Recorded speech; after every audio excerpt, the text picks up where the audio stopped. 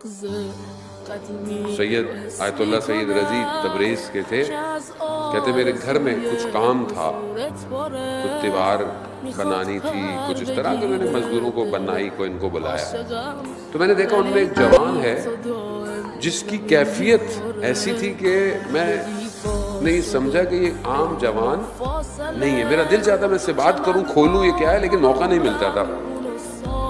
پھر ایک دن میں نے اس سے پوچھا کہ جب دوپہر کو تھوڑی دیر آتی ہے تو سارے مزدور تو کھانے پینے کے لیے بھاگ جاتے ہیں، یعنی کھانا کھانا ہے، تم فوراً نماز کی طرف کیوں جاتے ہیں؟ تو اس نے بہرحال قرآن کی آیت کے مطابق ہے کہ بس وقت ہے خدا کا، قرآن کی جب خدا کی طرف سے دعوت آئے تو پھر صرف خدا ہی کی طرف جانا چاہیے. کہا میرے اندر لرزہ پیدا ہو گیا کہ ایک مزدور ایسی سوچ رکھتا ہے. کہا پھر ایک دن ضرورت تھی سیڑھی کی ضرورت تھی کہیں سے کام کے لیے، تو کہیں سے کرایہ لی، پھر اس کو بھیجا کہ جا کے سیڑھی واپس کر کے آؤ. واپس آتے آتے سے دیر ہو گئی، معمول سے زیادہ ہو گئی. تو میں نے اس سے پوچھا کہ اتنی دیر کیوں ہو گئی؟ کہا کیونکہ سیڑھی لمبی تھی اور گلی میں جو دیواریں ہیں وہ حق الناس ہے، تو کہیں اگر کسی کی دیوار پہ سیڑھی لگ جاتی تو میں اس کا مدیون ہو جاتا، مجھے اس کو دینا پڑتا کچھ نہ کچھ، تو میں بہت احتیاط سے سیڑھی. تو کہا میں نے فوراً پوچھا تمہاری امام سے ملاقات ہوئی ہے؟ تو صلح ہاں 1 گھنٹہ پہلے آپ ہی کے شہر میں تھے امام. تو آیت اللہ کہتے ہیں کہ میں کیسے ان سے مل سکتا ہوں؟ تو جوان کہتا ہے کہ مل سکتے ہیں اگر آپ اپنے آپ تک خود پہنچے. یعنی اپنے آپ تک خود پہنچنا کیا ہے؟ یعنی اپنے آپ کی مراقبت کریں، اپنا خیال رکھیں. ہم لوگ کتنا اپنا خیال رکھتے ہیں؟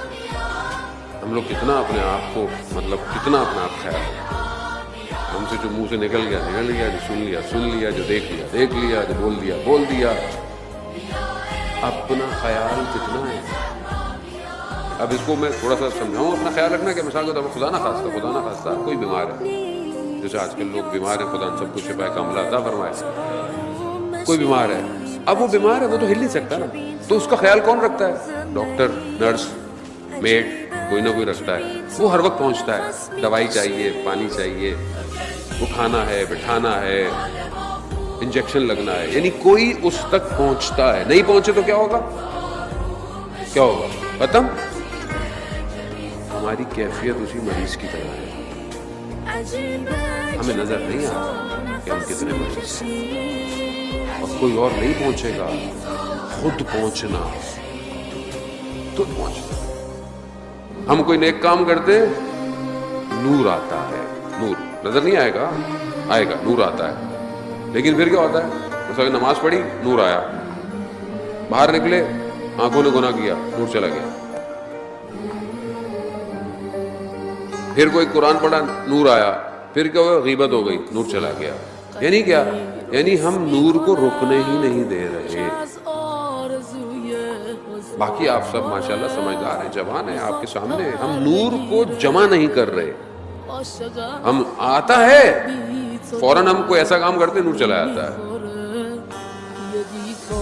یہ عزیزان محترم آیت اللہ نخود کی اصفہانی کے جو مشہد مقدس میں دفن ہیں، ان کے بارے میں کہتے ہیں کہ وہ نور کو تجمع کرتے تھے، نور کو جمع کرتے تھے. اور کیا مقام تھا؟ مقام ایسا کہ بیٹے سے کہا کہ بیٹے دیکھو جاؤ چھت پہ جا کے کہ چاند نکل آیا ہے. گیا وہ چھت پہ، کہا بابا بادل ہیں، چاند نظر نہیں آ رہا. کہا جاؤ بادلوں سے کہو کہ نخود کی اصفہانی کہہ رہا ہے ہٹ جائیں، مجھے چاند دیکھنا.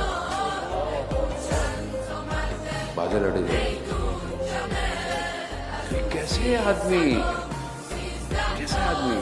وہ خود کہتے تھے کہ مشہد میں کوئی سائل صرف میرا دروازہ کھٹکھٹائے، بولے بھی نہیں، اس کی مشکل حل ہو جائے گی، چلا جائے.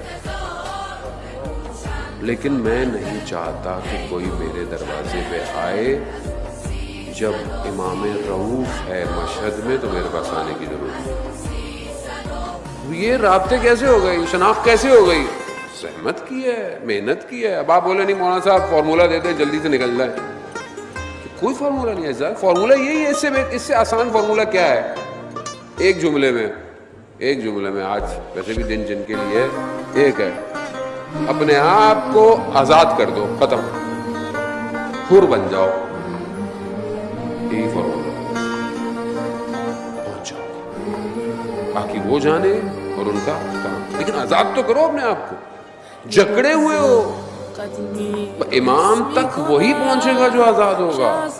اگر ایک شخص اپنی خواہشات میں جکڑا ہوا ہے, اپنے کاموں میں جکڑا ہوا ہے, اپنی زندگی میں جکڑا ہوا ہے, اپنے معاملات میں جکڑا, وہ نہیں ہو سکتا. ولی بی تو دائم زمین میخوره, یه دیوار شده بین ما فاصله, که من با غرورم اونو ساختم, میدونم که از مرز این فاصله اگه رد نشم عمرمو باختم, اگه رد نشم عمرمو باختم.